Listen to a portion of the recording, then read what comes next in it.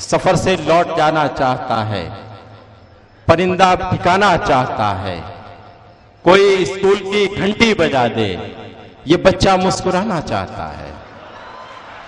कोई स्कूल की घंटी बजा दे, ये बच्चा मुस्कुराना चाहता है। और हमारा हक दबा रखा है जिसने, सुना है हज पे जाना चाहता है। इन अशार के खालिक हैं जनाब शकील जमाली। मैं उनसे दरख्वास्त कर रहा हूं कि आए, आप भरपूर तालियों से उनका इस्तकबाल कीजिए। मोहतरम शकील जमाली साहब। बहुत शुक्रिया। गजल का मतलब पढ़ता हूँ सीधे सीधे। हाँ, तरन्नुम में इसके बाद इंशाअल्लाह।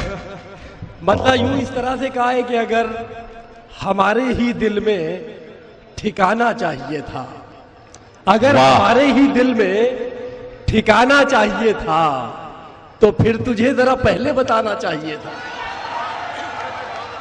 हाँ भाई, क्या हमारे ही दिल में ठिकाना चाहिए था भाई। शकील भाई, अगर इन तलबा के बड़े काम का है ये। हाँ बिल्कुल, तमाम शेर जो मैं पढ़ रहा हूँ। वाह वाह भाई, तायद कीजिए कि आपके काम का शेर है ये। अगर हमारे ही दिल में ठिकाना चाहिए था, तो फिर तुझे जरा पहले बताना चाहिए था, तो फिर तुझे जरा पहले बताना चाहिए था।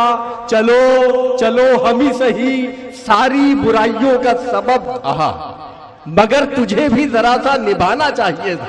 हाय हाय भाई, क्या कहने। चलो हम ही सही सारी बुराइयों का सबब, मगर तुझे भी जरा सा निभाना चाहिए था। मगर तुझे भी जरा सा निभाना चाहिए था। अकलियतों के हवाले से ये शेर पढ़ता हूँ। मगर तुझे भी जरा सा निभाना चाहिए था।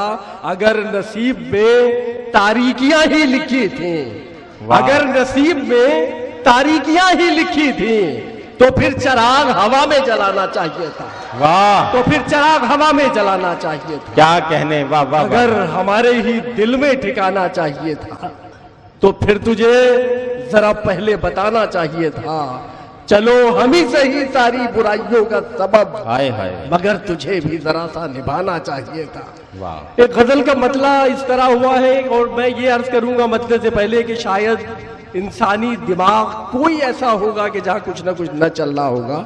ये मेरा मतलब दो मिसरे आपकी खिदमत में कि उल्टे सीधे सपने पाले बैठे हैं। हाय हाय, उल्टे सीधे सपने पाले बैठे हैं, साहब पानी में कांटा डाले बैठे हैं, साहब पानी में कांटा डाले बैठे हैं। और ये शेर आज के समाज की एक सच्चाई, सब पानी में कांटा डाले बैठे हैं। एक बीमार वसीयत करने वाला है, एक बीमार वसीयत करने वाला है, रिश्ते नाते जीभ निकाले बैठे हैं।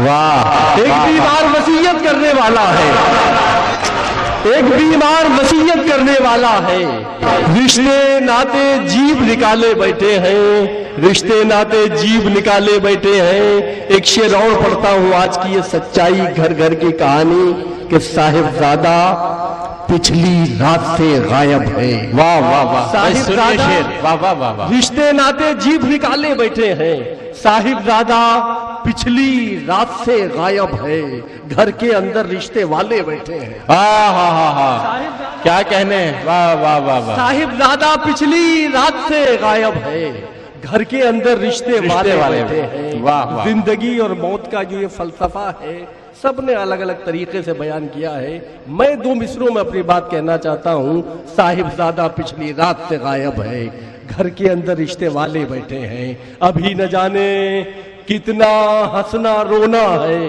अभी न जाने कितना हंसना रोना है, अभी तो हमसे पहले वाले बैठे हैं, अभी तो हमसे पहले वाले बैठे हैं, अभी तो हमसे पहले वाले बैठे हैं। अभी न जाने कितना हंसना रोना है, अभी तो हमसे पहले वाले बैठे हैं। जिनको दावा था मेहमान नवाजी का, जिनको दावा था मेहमान नवाजी का, दरवाजे पर ताला डाले बैठे हैं, दरवाजे पर ताला डाले बैठे हैं। वाह। दरवाजे पर ताला डाले बैठे हैं। ये शेर पढ़ता हूँ आज के हिंदुस्तान की एक सच्चाई।